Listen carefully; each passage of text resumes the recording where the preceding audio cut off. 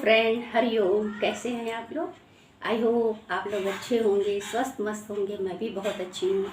Friends, कहते हैं कि कुछ बातें ना निगली जाती हैं ना कही जाती हैं। अब 50-60 साल की उम्र में कोई कहे जज साहब से कि मुझे तलाक चाहिए, तो जज को भी हंसी आएगी और वहाँ बैठे सभी लोगों को भी हंसी आएगी कि माई इतनी उम्र में तुम तलाक क्यों ले रही हो।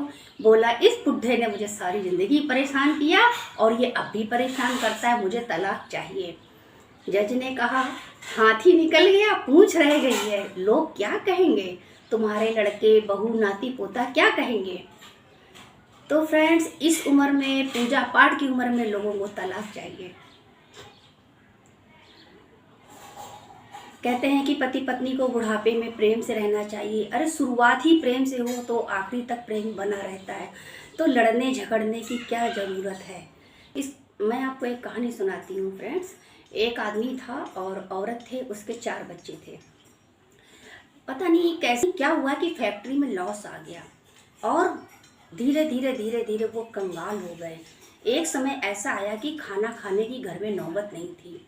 पत्नी ने जो अपने जेवर थे इधर उधर से मांग के उसने किसी तरह पति का काम चालू कराया और अच्छे खासा काम चालू होने लगा। खाने पर फैक्ट्री में उन्होंने एक लड़की को रख लिया। लड़की फैक्ट्री में आ गई। धीरे धीरे दोनों लोग चाय कॉफ़ी पीने लगे, बातचीत करने लगे, घूमने लगे, सब कुछ करने लगे। अब उस लड़की ने उस आदमी को फंसाना चालू कर दिया, अपनी तरफ आकर्षित करने लगी। धीरे धीरे यही चलता रहा। अब धीरे धीरे दोनों प्रेम करने लगे। ये प्रेम करते थे लेकिन लड़की नहीं, वो तो जायदाद देखकर उनको अपनी तरफ खींच रही थी। अब वो उस पर प्रेशर डालने लगी कि तुम मेरे से शादी कर दो, मेरे से शादी कर लो, मेरे से शादी कर। उसने कहा, मैं तुमसे शादी कैसे कर लूँ, मैं शादीशुदा हूँ, मेरे 4 बच्चे हैं, मेरी औरत बहुत अच्छी है, आज तक उसने कोई गलती नहीं करी है, मैं कैसे उसको छोड़ दूँ। फिर बात खत्म हो गई। फिर दूसरे दिन वो यही कहती, तीसरे दिन यही कहती, चौथे दिन यही कहती।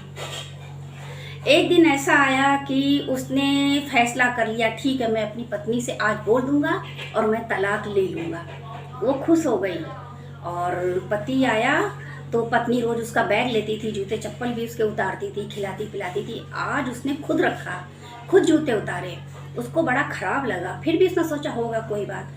तो उसने कहा, मैं तुमसे तलाक लेना चाहता हूँ, मैं रहना नहीं चाहता। पत्नी बोली, क्यों, क्या हुआ।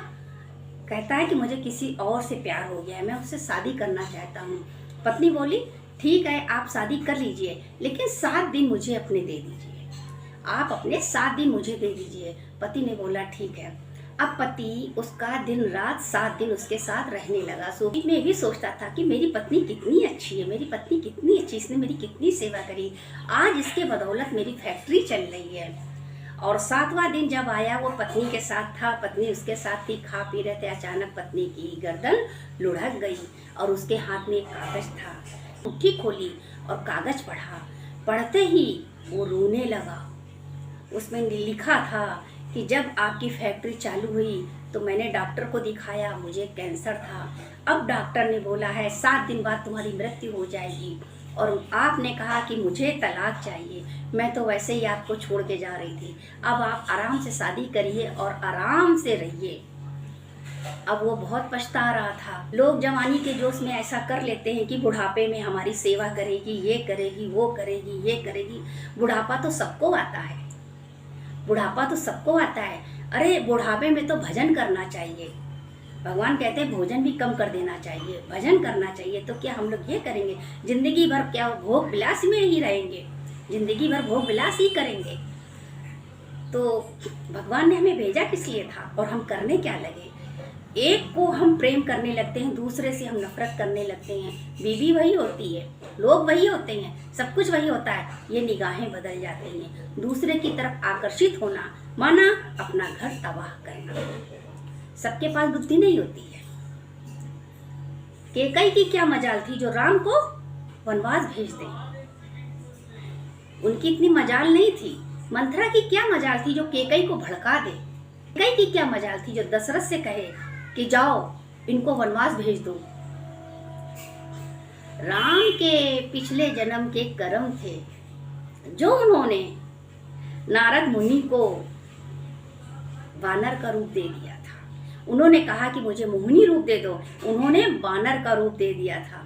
तो वो चिढ़ गए और उन्होंने श्राप दे दिया, जिस तरह मैं पत्नी के प्रेम में वियोग में तड़प रहा हूँ, वैसे आप भी अपनी पत्नी के प्रेम में तड़पोगे। और वो तड़फे, वो जंगल जंगल घूमे, पेड़ पत्तों से भी पूछा, हे खग, हे मृग, हे मधुकर श्रेणी, तुम देखी सीता मृग नैनी। तो ऐसा कोई कर्म ना करें कि हमारा हर जन्म में पीछा करता रहे। किसी का दिल दुखाकर हम सोचते हैं कि हम सुख की सेज सजा लेंगे, तो कभी नहीं होगा, होगा ही नहीं। सारे प्लान फेल हो जाएंगे, क्योंकि परमात्मा ने जो प्लान बना रखा है तुम्हारे प्लान के आगे, परमात्मा ने जो प्लान बनाया है तुम्हारा प्लान फेल हो जाएगा। परमात्मा की इच्छा के बिना एक पत्ता नहीं हिलता, तो तुम्हारा प्लान कैसे सक्सेस होगा? उसको कैसे भूल गए? उसको मत भूलिए। हमारी मातृभाषा जोड़ना सिखाती है, तोड़ना नहीं सिखाती कि तोड़ दो। हमारी मातृभाषा जोड़ना सिखाती, जुड़ के रहो, प्रेम से रहो। कहते हैं ना, नहीं लगदे कोई रुपये, हरिओम हरिओम कहिए, नहीं लगदे कोई रुपये, हरिओम हरिओम कहिए। प्रभु जी ने अख दिती सोनी सोनी, प्रभु जी ने अख दिती सोनी सोनी, दर्शन करते रहिए, दर्शन करते रहिए। नहीं लगदे कोई रुपये, नहीं लगदे कोई रुपये, हरिओम हरिओम कहिए। कोई पैसा नहीं लगता है हरिओम हरिओम करने में। एक उम्र जब आती है, 50 साल की उम्र हो जाती है, उस समय हमें टोका टाकी घर में क्या हो रहा है क्या नहीं हो रहा है ये रोक देना चाहिए। कौन क्या कर रहा है, अब खुद ही बार बार उचक उचक के देख रही हूँ किचन में क्या हो रहा है, यहाँ क्या हो रहा है, वहाँ क्या हो रहा है। आपकी ये उम्र नहीं है। जब लड़का बहू बेटा बड़े हो जाते हैं तो आपकी ये उम्र नहीं है झांका ताकी करने की। आप भगवान का भजन करिए, दिया बाती जलाइए, बच्चों के बीच में इंटरफेयर मत करिए। ज्यादा घुसोगे तो कोई आपकी इज्जत नहीं करेगा। अपनी इज्जत करानी है तो अब आपकी लोग इज्जत करेंगे। बच्चे इज्जत करना वैसे भी भूल चुके हैं। सारी जिंदगी वो माँ बाप से दूर रहते हैं, माँ से मिलने के लिए उनके पास टाइम नहीं होता है, ना उनके साथ बैठने का टाइम होता है, ना उनके साथ खाने पीने का समय होता है। जब माँ बाप संसार से चले जाते हैं तो बड़ी सी फोटो लगा देते हैं दीवार पे और बोलते हैं आशीर्वाद दे दो, आशीर्वाद दे दो, आशीर्वाद दे दो। अरे आशीर्वाद जिंदा जी नहीं लिया, मरने के बाद क्या आशीर्वाद लोगे? जिंदा जी तुम्हारे पास टाइम नहीं था, मरने के बाद तस्वीर से बात करने के लिए कैसे टाइम निकल आया? ऐसे लोगों को तो कभी आशीर्वाद मिलना ही नहीं चाहिए, जिन्हें जिंदा जी माँ बाप की खबर ही नहीं है, माँ बाप कहाँ हैं, क्या कर रहे हैं, कैसे कर रहे हैं। तो फिर दीवार वाली फोटो की तो बात ही बेकार है। पति के बिना पत्नी के जीवन बेकार है, और पत्नी के बिना पति का जीवन बेकार है। साइकिल के दो पहिए की तरह पति पत्नी है, दोनों का होना बहुत जरूरी है। लेकिन सबको मालूम है कि एक दिन एक एक करके तो सभी जाएंगे, तो क्यों लड़ाई करें, क्यों झगड़ा करें? प्रेम से ना रहें। रात हुई तो लड़ाई, सुबह हुई तो लड़ाई, लड़ाई लड़ाई लड़ाई, किच किच। अरे प्रेम प्यार से रहो। भगवान भी कहते हैं प्रेम प्यार से रहो। क्या लाए थे क्या ले जाएंगे, राजा रंग फकीर। सती उसके पति का अटैक पड़ गया। कुछ दिन बाद वो सत्संग आई, वो बहुत रो रही थी।